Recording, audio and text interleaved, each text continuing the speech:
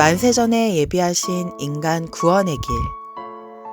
다른 이로서는 구원을 얻을 수 없나니 천하 인간의 구원을 얻을 만한 다른 이름을 우리에게 주신 일이 없음이니라 하였더라. 전도를 하다 보면 예수 그리스도 외에 다른 이로서는 구원받을 수 없다는 사실에 대해 의아해하거나 너무 독선적인 것이 아니냐고 비난하기도 합니다. 그렇다면 예수 그리스도만이 왜 우리의 구세주가 되시는 것일까요? 1. 만세전에 예비하신 인간 구원의 길. 사람은 불행을 체험해보지 않으면 행복을 느낄 수 없고 슬픔과 고통을 체험해 보아야 참된 행복의 가치를 깨닫고 중심에서 감사할 수 있습니다. 이러한 상대성을 알게 하시고자 하나님께서는 에덴 동산 중앙에 선악과를 두셨습니다.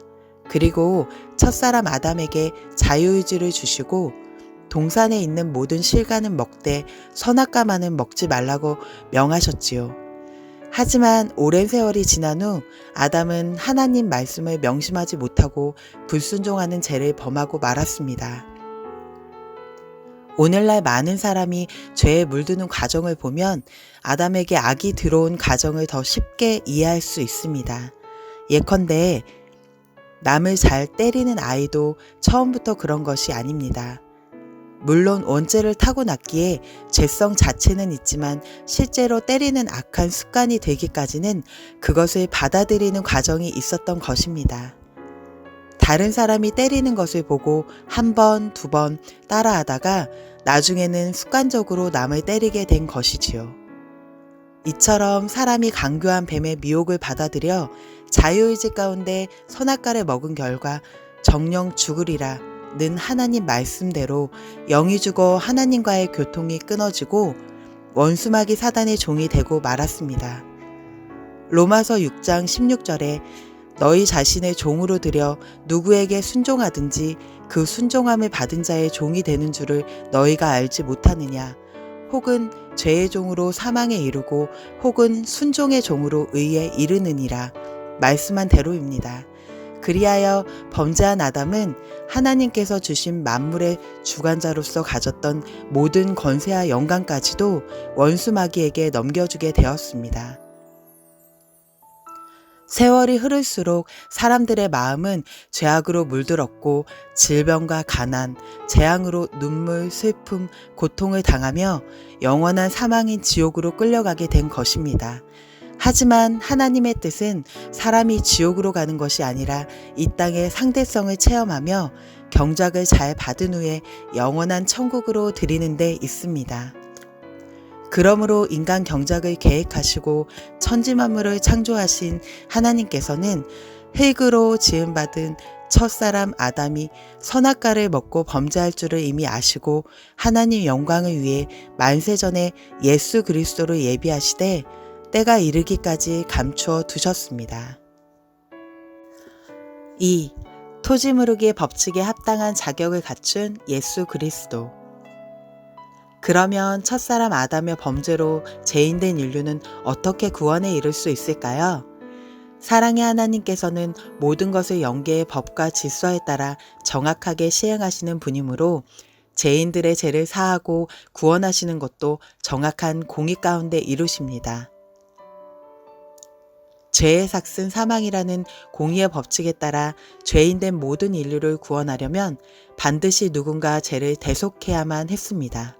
그래서 하나님의 아들로서 육신을 입고 이 땅에 오신 예수님께서 온 인류의 죄를 대속하시기 위해 나무 십자가에 달려 죽으신 것입니다. 이 사실을 믿지 않는 사람들은 왜 예수 그리스도를 믿어야만 구원을 받을 수 있나요? 라고 묻습니다. 그러나 사도행전 4장 12절에 다른 이로서는 구원을 얻을 수 없나니 천하 인간의 구원을 얻을 만한 다른 이름을 우리에게 주신 일이 없음이니라 말씀하신 대로 예수님 외에는 구세주가 될 수 없으며 예수님을 구세주로 영접하지 않고는 어느 누구도 구원받을 수 없습니다. 그러면 왜 예수 그리스도만이 우리의 구세주가 될 수 있을까요? 바로 영계의 법칙 때문입니다. 첫사람 아담의 범죄 후 인류가 사망으로 가게 된 것도 죄의 삭은 사망이라는 영계의 법칙이 적용되었고, 범죄함으로 원수마귀 사단의 종이 된 것도 사람이 누구에게 순종하든지 그 순종함을 받는 자의 종이 된다는 영계의 법칙이 적용되었기 때문이지요. 그렇다면 죄인된 인류는 어떤 영계의 법칙에 따라 죄사함을 받고 구원받을 수 있을까요? 바로 레위기에서 답을 찾을 수 있습니다. 토지를 영영히 팔지 말 것은 토지는 다 내 것임이라. 너희 기업에 온 땅에서 그 토지 무르기를 허락할지니 만일 너희 형제가 가난하여 그 기업 얼마를 팔았으면 그 근족이 와서 동족에 판 것을 물을 것이요 했지요. 이는 이스라엘의 토지 거래에 관한 토지 무르기 법으로서 흙으로 지음받은 사람에게도 적용되는 영계의 법칙입니다. 근본적으로 모든 토지는 하나님의 것이므로 마음대로 팔 수 없었습니다. 만일 가난하여 토지를 팔 때는 그 근족이 대신 값을 지불하면 반드시 그 땅을 돌려주도록 했지요. 이렇게 토지를 무르는 법 안에 죄인된 인류를 구원받을 길이 제시되어 있다는 놀라운 사실입니다. 토지를 팔고 사는 법은 근본 흙으로 지음받은 사람에게도 직접 관계되는 법이기 때문이지요. 창세기 3장 19절을 보면 하나님께서 내가 얼굴에 땀이 흘러야 식물을 먹고 필경은 흙으로 돌아가리니 너는 흙이니 흙으로 돌아갈 것이니라 하셨고, 23절에는 여호와 하나님이 에덴 동산에서 그 사람을 내어보내어 그의 근본된 토지를 갈게 하시니라 했습니다. 이처럼 흙으로 지음받은 사람이 원수마귀의 손에 넘어갔다가 다시 하나님께로 돌아올 수 있는 법칙과 팔았던 토지를 다시 무르는 법과는 직접적인 연관이 있는 것입니다. 이스라엘의 모든 토지가 하나님의 소유인 것처럼 첫사람 아담의 권세 또한 하나님께 속한 것으로 영영이 팔 수 없도록 규정해 놓으셨다는 사실입니다. 이는 하나님께 속한 첫사람 아담이 범죄하여 원수마귀에게 넘겨질 때 하나님과 원수마귀 사이에 계약된 법칙이지요. 따라서 아담이 원수마귀의 종이 되고 모든 권세를 넘겨주었어도 장차 토지 무르기 법칙에 합당한 자격을 갖춘 사람이 나타나면 원수마귀는 돌려주어야 합니다.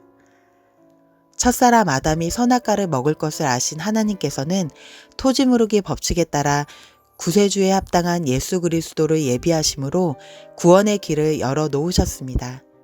하나님께서는 만세전에 예수 그리스도를 예비하시고 감추어 두셨습니다.